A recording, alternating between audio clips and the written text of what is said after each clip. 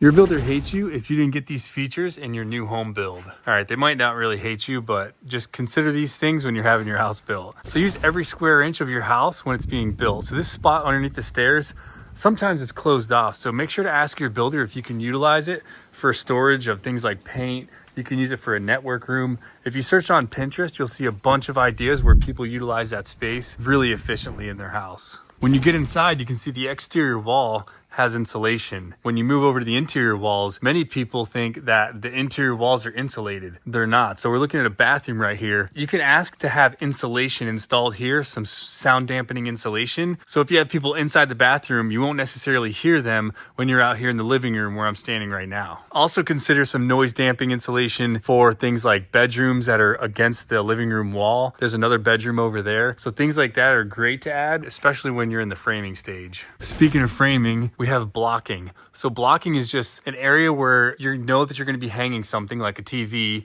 and you can just put scrap wood there so you have a nice solid nailing surface, so you don't have to poke around and try to find these studs when you're trying to mount, say, stuff like a TV. And then you also have, this is called Smurf tubing. So this tube runs up into the attic where you can run cable for the life of the home. Here's another example of blocking. They're using it for the thermostat, and although you're not going to be changing out your thermostat a lot, it's still nice to have something solid to nail into. Here's another one. When you have little closets like this, see this little baby closet here?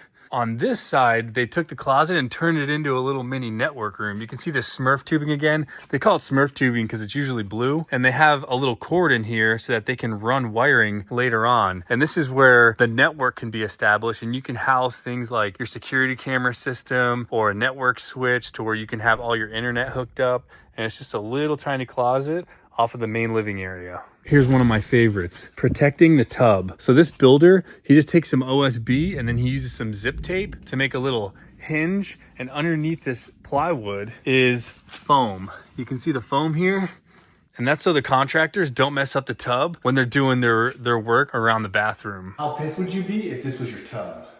This is really common. In 99% of the houses I go in, all the tubs look like this. Oh my gentle Jesus, this is my favorite. So a recessed dryer vent.